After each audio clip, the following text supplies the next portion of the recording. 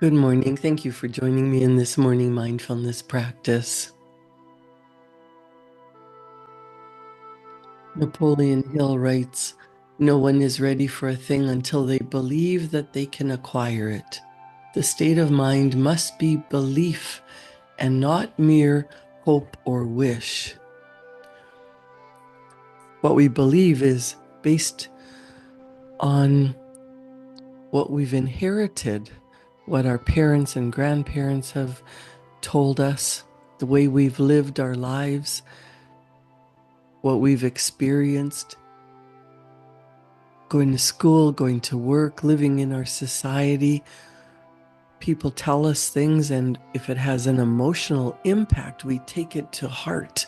That means it's been encoded in our subconscious mind.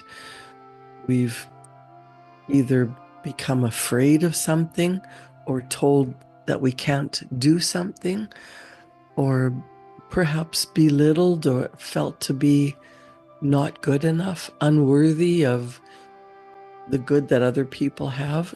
And that creates all kinds of inner turmoil. We can reevaluate our beliefs. And when we reevaluate our beliefs, often we find that the situation will change. If you've been told that you're not good enough, and you start to change your inner talk, your inner speech, and start believing that you are good enough, not only good enough, but you were created perfectly. You were created in the image of God. You are co-creating your life with the Almighty. Now, whether you believe in God or science, whether you believe that there is a universal mind or something bigger than you, whatever it is, even if you look at where you've come from and where you're going, if you drag your old beliefs into the future, things are going to be the same. Tomorrow will be the same day as yesterday. We keep living our life through habit patterns, habitual way we think, habitual way we feel, habitual way that we act. And it seems our life becomes habitual. The results that show up are the same or similar. And habits are ideas that automatically express themselves through behavior without any conscious thought. They are ideas that are fixed in the subconscious mind. So if there are some non-productive habits or things that you automatically do or think, and that keeps creating the same kind of outcome for you, you can start to overpower those non-productive habits, not by fighting against them, but deciding, what do you really want? And getting emotionally involved and repeating a new belief that might be a lie, but once it's planted in your subconscious mind with strong emotion, it results in a new habit. It results in new thinking patterns. And when you believe on an emotional level that you can change your circumstances, that you really can create the life that you want, when you get emotionally involved so that every cell of your being believes it, then you start to take action and it becomes automatic. So instead of the automatic daily thoughts, feelings, actions, now you're doing things a little bit differently. You're thinking, I really can do this. This is what I'm going after. And it doesn't matter what other people's opinions are. Opinions are the cheapest commodity around. There's a saying, opinions are a dime a dozen. Everyone has one, but you don't have to conform with the masses. You don't have to go along with what everyone else says and thinks.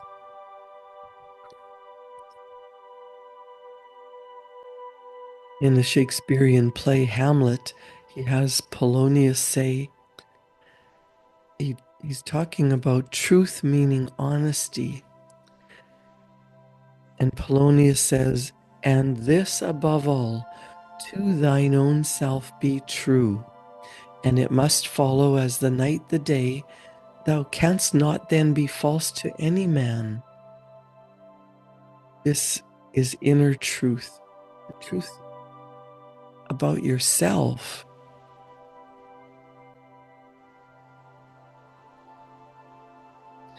Most people ignore this. Ignorance is simply not knowing. People don't consciously and deliberately impede their own progress, but it comes down to being ignorant of the laws of the universe. Just not understanding the laws of cause and effect and transmutational energy, that what we put out is what we receive, that what we get, we give. Bob Proctor talked about this he and Sandy wrote a fantastic program called Thinking into Results, and I am honored to facilitate that program.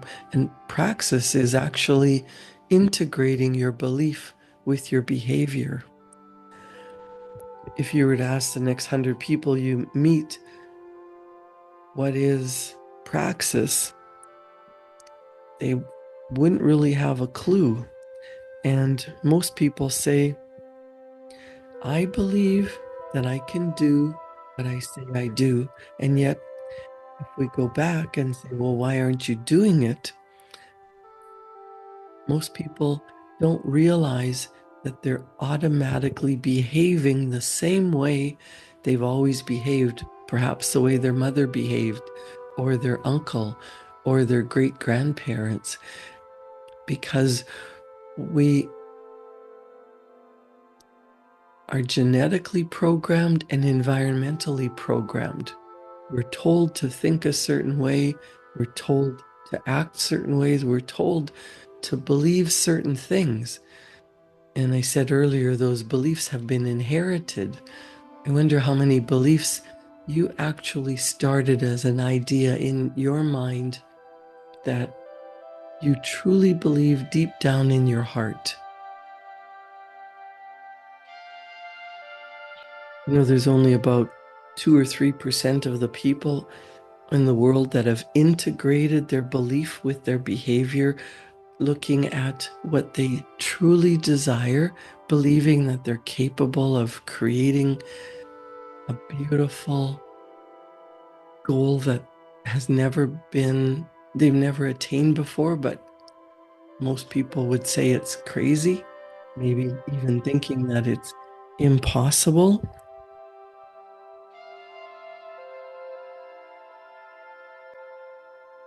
Most people are lying to themselves. They talk about what they can't do. They talk about limitations and how hard it's going to be. We've been conditioned genetically and environmentally to live that way. If you say to yourself, I believe I can multiply my income, I believe I am worthy of love, I believe that I can start my own business, but your subconscious mind, your emotional mind, is playing an old program that was installed by previous generations, by people who loved you and wanted to keep you safe, keep you in a comfort zone. Those thoughts that we internalize set up a vibration, and the vibration causes action. Action causes a reaction. So if you've got in your subconscious mind, I can't seem to earn more money, it's Earning money is hard. Money flows out of my bank account faster than it comes in. There's never enough time or money to go around. Those are beliefs on two levels. The belief in your educated mind based on logic, based on what we see and on the information that we've gathered, what we've been told. And then we have belief on a very deep level, on a subconscious level, the belief that controls our behavior. And it's part of the paradigm that causes tremendous conflict in our lives. And most people have become so used to living with this conflict that they've accepted it as normal. They don't even realize it's the cause of most of their problems. Many people have come to believe that other people, conditions, and circumstances are the cause of any problems that they might be experiencing in their life.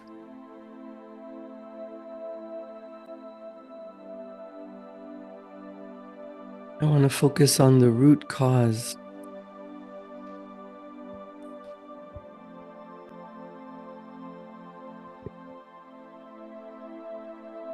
What areas of your life have you been lying to yourself, telling you you're not good enough, you're not deserving?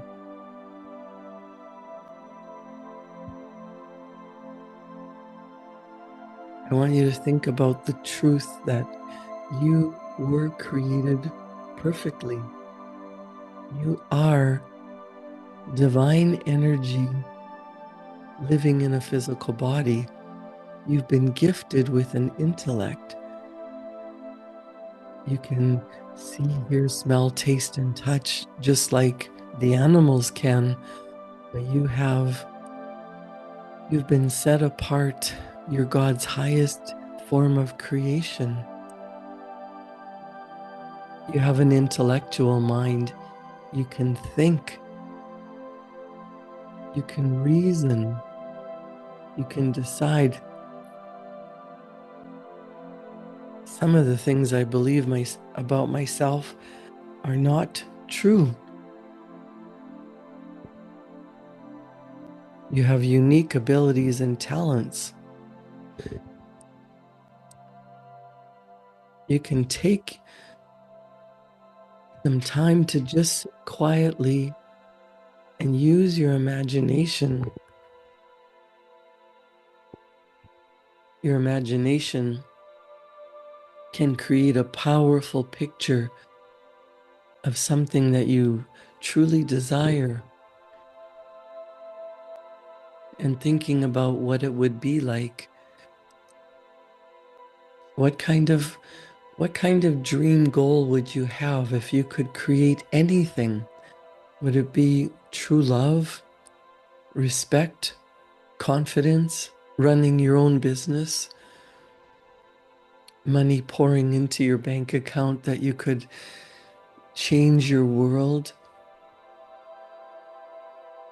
on a conscious level, on a logical level? You might be able to think that's true and say, yeah, I can do that. But you must program that in at a deep subconscious level. And that means changing that part of the paradigm, demanding better of yourself, allowing yourself to sit quietly and visualize, what would life be like if I truly had what I really wanted?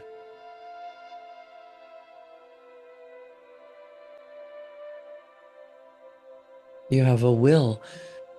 You can take that beautiful picture, an imagination, a fantasy, something that you think in having it will change your life. It will create love and health and wealth, that you could do whatever you like, having the time and money, freedom to live the way you want to enjoy your life. Getting clear on that picture, your will can hold it in your mind. You can think about it often enough that it becomes a deep desire planted in your heart. And the heart is your emotional mind, your subconscious, what you believe at a deep level, at a cellular level.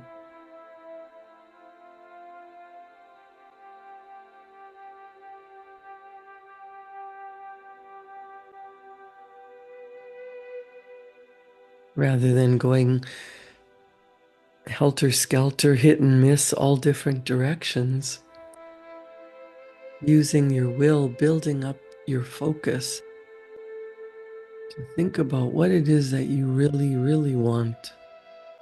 Not how you're going to get it, or if you can get it, or when it might happen. What does it feel like to be that, to be in that state of being, to get into the vibration of what it is that you really want, what it's going to feel like for you to have that in your life?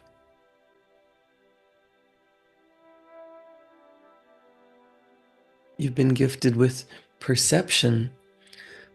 You can decide, instead of thinking logically that it can't happen, it's never going to happen, I'm not good enough.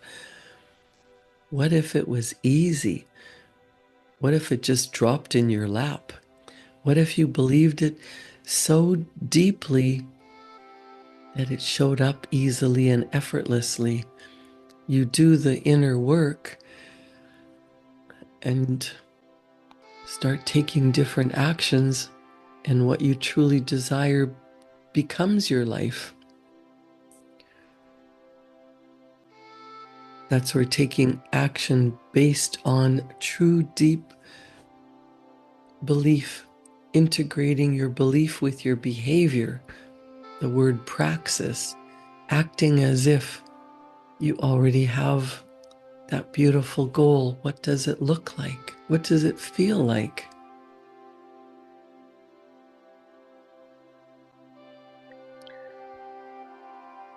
Get a clear picture, and as you quiet your body, quiet your mind, fall in love with that picture of what you truly desire. You are capable, not only thinking about it, once you see it in your mind and believe it in your heart, it's meant for you. You wouldn't have the desire unless it was meant for you. Decide what it is that you really want and that you're going to go after it. Not only thinking occasionally what it might be like, but planting that deep desire in your subconscious mind, and then with trust, with faith, walking with faith, not just with sight, looking around at what currently is, but what do you really desire?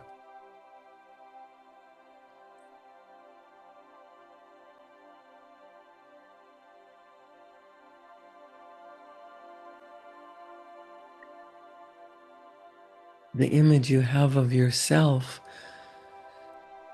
must match the end goal so that it's just easy, it's automatic. You become the person who has the goal. And that takes doing the inner work, that takes quieting your mind, settling down, taking a deep breath in, and getting into that picture so clearly you know exactly what you want.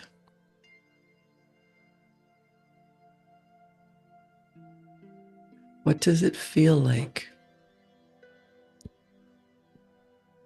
The truth is, you can have anything. You just have to believe it at a deep subconscious level so that your thinking, conscious, logical mind and your feelings are in alignment, and you believe it to the point that your body starts to take new actions. You start to do things differently in calm confidence, believing that it's yours. There's no fear, there's no anxiety, there's no worry. You just know it to be true. There is a law of cause and effect. For every cause, there will be an equal effect. If we make good use of our mind, our talents and abilities, this will become apparent in our outer lives. It starts to show up.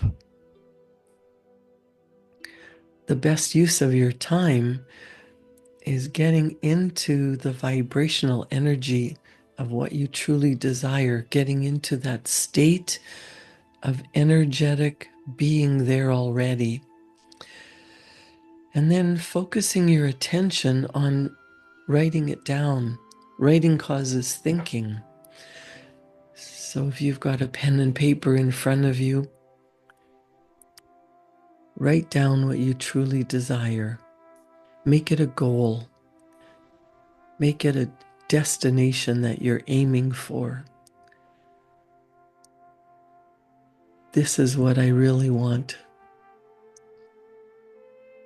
What would that look like? What would it feel like?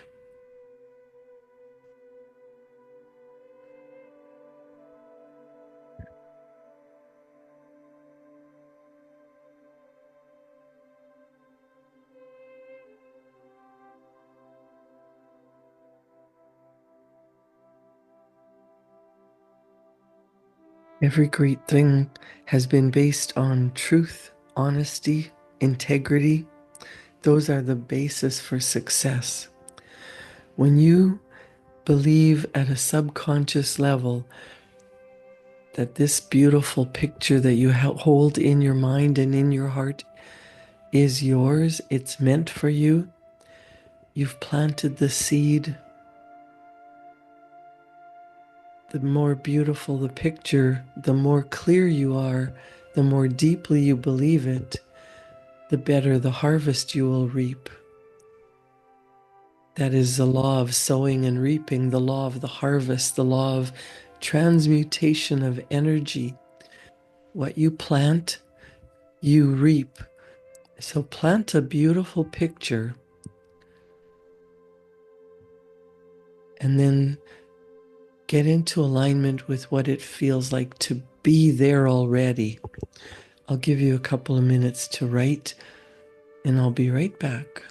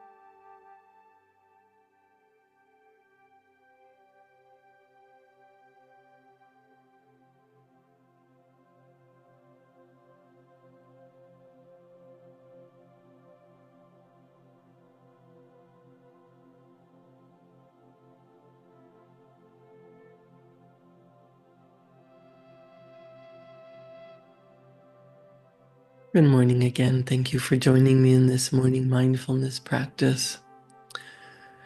The dream, the wish that you hold in your heart is available to you. It's meant for you. See it as being here and now. This life is not a dress rehearsal. This is your life. What would it look like? What would it feel like to be living your ideal life? Plant the seed in the fertile garden of your mind. Nurture it with love. Nurture it by paying attention to it, by focusing on it, by deciding that's what you're going after, no matter what other people's opinions might be. What's meant for you is the picture that you hold in your heart. Believe it at an emotional level. Practice it in your mind. Practice it over and over and over. Rehearse it like a professional athlete rehearses in their mind, winning the cup, winning the trophy, having the gold medal put around their neck. Feel what it will be like, the joy of accomplishing your goal. How happy you'll be, how healthy you'll be, how everything has fallen into place. Steve Jobs said you cannot connect the dots looking forward. You can only connect them looking backwards. If you spend the time calmly, quietly getting into a state of what it would be like to be living my dream, and then acting on any inspired ideas that come to you, even if they seem scary or ridiculous. When you change the way you think, feel, and act, your world changes. Create a wonderful day. Thank you for joining me in this morning mindfulness practice.